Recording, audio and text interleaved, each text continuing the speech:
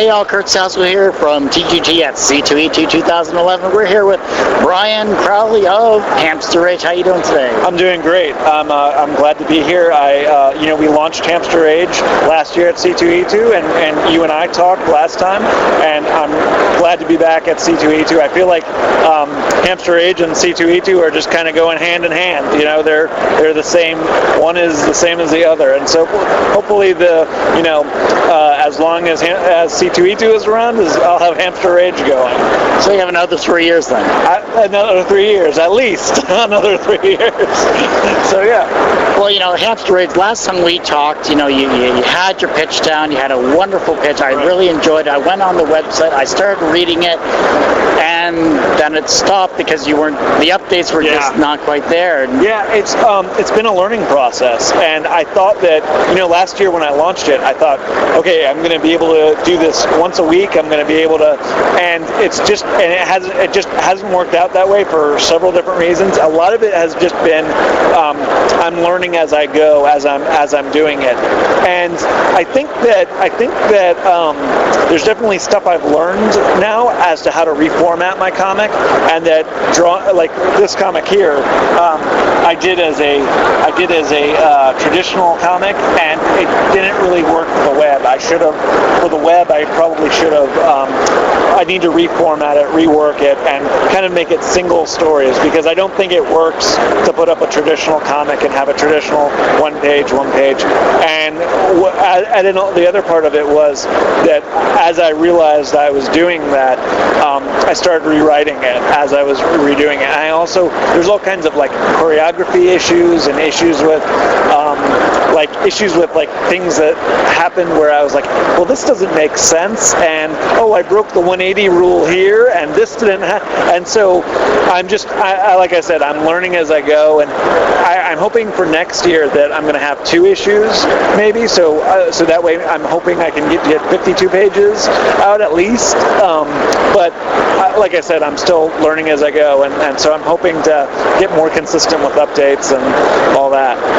Well, Hamster Rage is one of those hard-boiled hamster detectives that truly knows how to, solve crime and, trying to live day-to-day, obviously. But it's great to see you finally have a book that I'm really looking forward to flipping through it. And, you got to love the hamster. He's truly a fun guy to look at. Yeah. He's not much of a detective. No, it's okay. He's mostly he's more of a kind of a Looney Tunes character in a superhero kind of world, and there's more coming with him, and there's much more going on, and you're going to find out about at the end of this issue. Mega Babe is introduced, and you're going to find out about her, who she is, what her powers are, and why she has the same powers as he does. So, and there's all kinds of stuff that you'll discover from there. So yeah. C2E2, it's a great Midwest convention here. You got a great crowd going through Webcomic Pavilion. You have your wife helping out with the pitch and all that stuff. She's a wonderful personality too. It's great to see you guys really, truly bringing Hamster Rage to its full potential. Yeah. But what personal experiences are you going to take away from this convention? The biggest thing I'm going to take away from this convention is, right now, has been that personally, doing the mini paintings for the kids and then having people flip through the book and laugh at the book as they're reading it and then want the book has been really, really fun. Like people laughing and getting the jokes, and also seeing that, like I said, it works way better as just one single print comic than it did as an initial web comic. And if I can as I go, if I can tinker with the formula and then figure it out how to make it work as a web comic each week and get a laugh each week, then that will make it worth it. So. Kids Day is tomorrow. What advice do you have for the little kids that are going to come up to your table that really enjoy your work if they want to decide to get into the industry? I think that the kids, what I think is interesting is I think most of the adults need to start listening to the kids about the industry, because I think that the adults now, we don't know what the iPad future and the digital Marvel Comics' future is.